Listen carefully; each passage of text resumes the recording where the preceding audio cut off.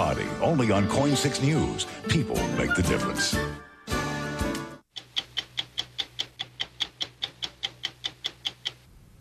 Today in Washington, there is a secret court that exists solely for something called FISA, the Foreign Intelligence Surveillance Act.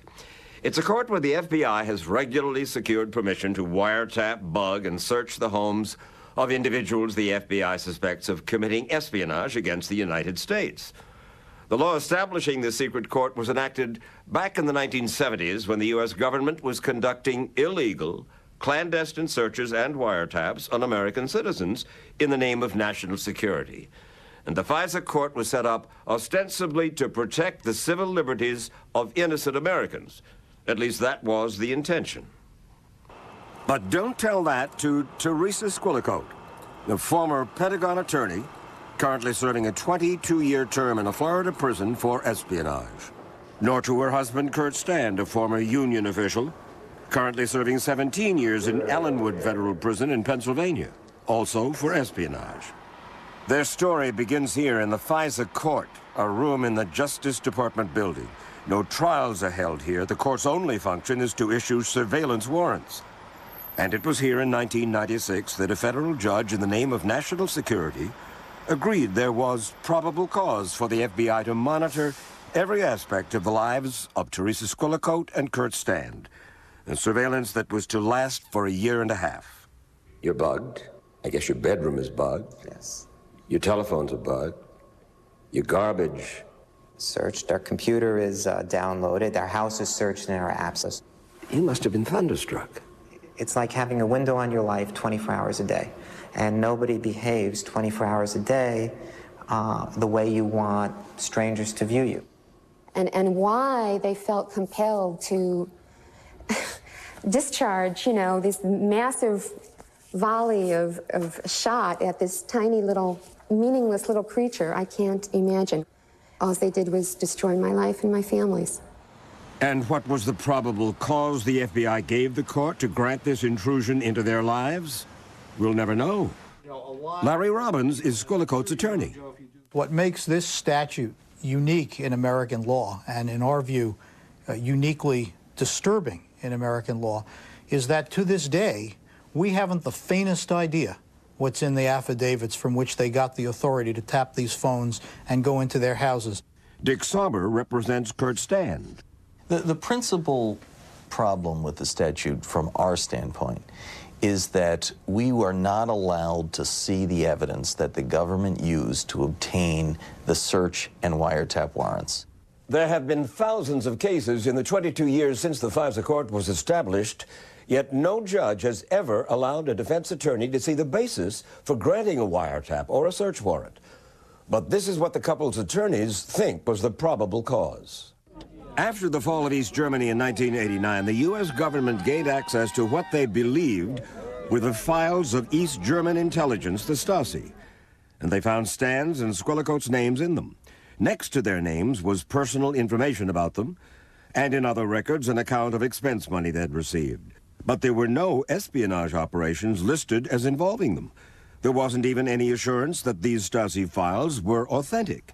And we had no chance to cross-examine the origin of those documents, or we never were able to confront the person who purportedly put them together. How come?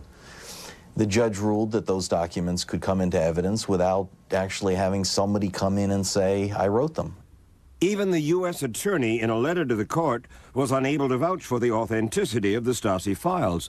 However, the FBI was aware that Stand and Squillacote, both of them former student radicals, had traveled often to East Germany, where Stand introduced Squillacote to a man named Lothar Ziemer, seen here in a surveillance video.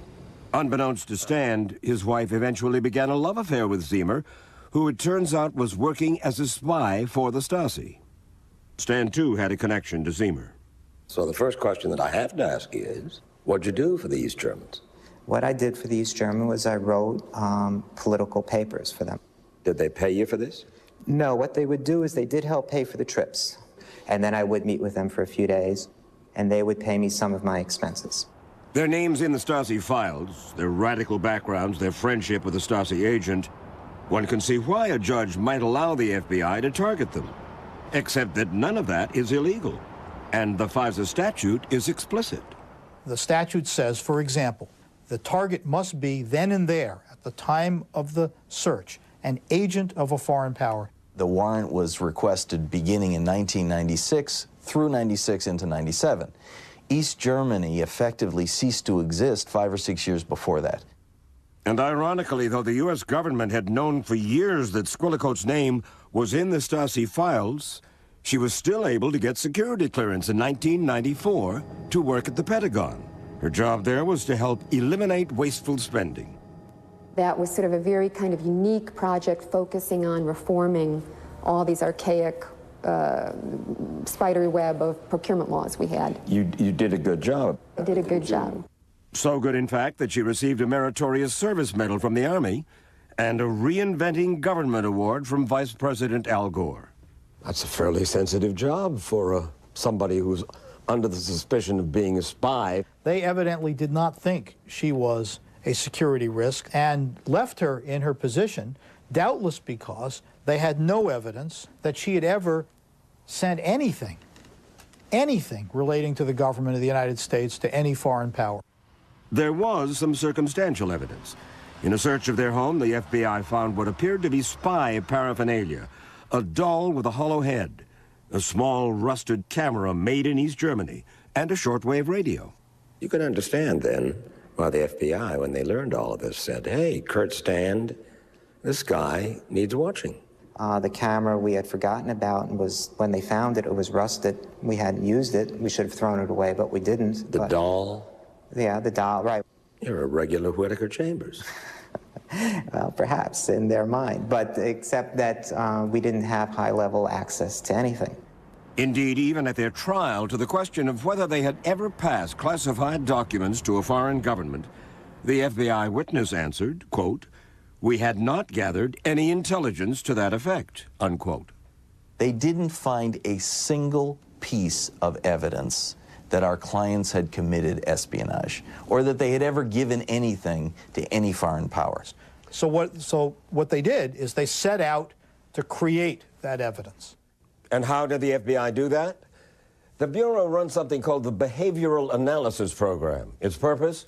To create personality profiles of suspects to help in their investigations. In Squillacote's case, her profile was based on everything the FBI learned in 18 months of 24-hour-a-day surveillance. Here is what they knew about her. That she detested her job at the Pentagon and was about to quit. That she suffered from depression and was suicidal.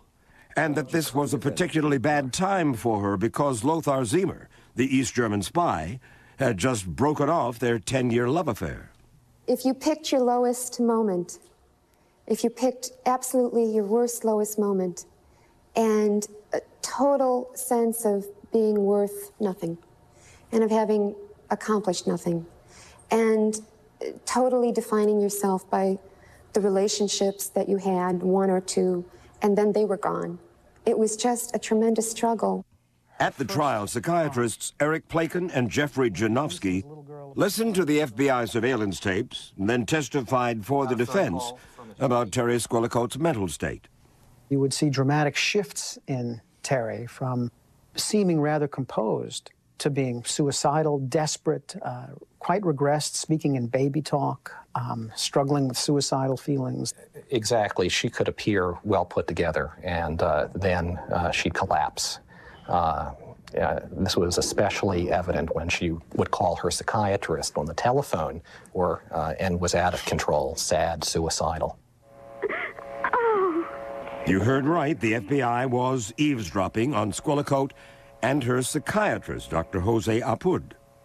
What is important now is that you feel safe with yourself. And I was wondering whether you feel like hurting yourself now. I don't know. Mm-hmm. It's just too big. I'm sorry? It's just so big, I don't know what to do. Mm-hmm. So the FBI listened as Squillacote unburdened herself to her psychiatrist, and they came up with a plan to catch her in an act of espionage. And they sat in a room with all of these tapes, and this group of men and women sat and devised the perfect undercover operation tailored to this woman's psychiatric difficulties.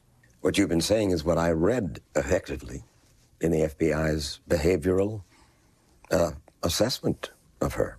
It was remarkably accurate. I mean, here they had data that no clinical or forensic psychiatrist ever has.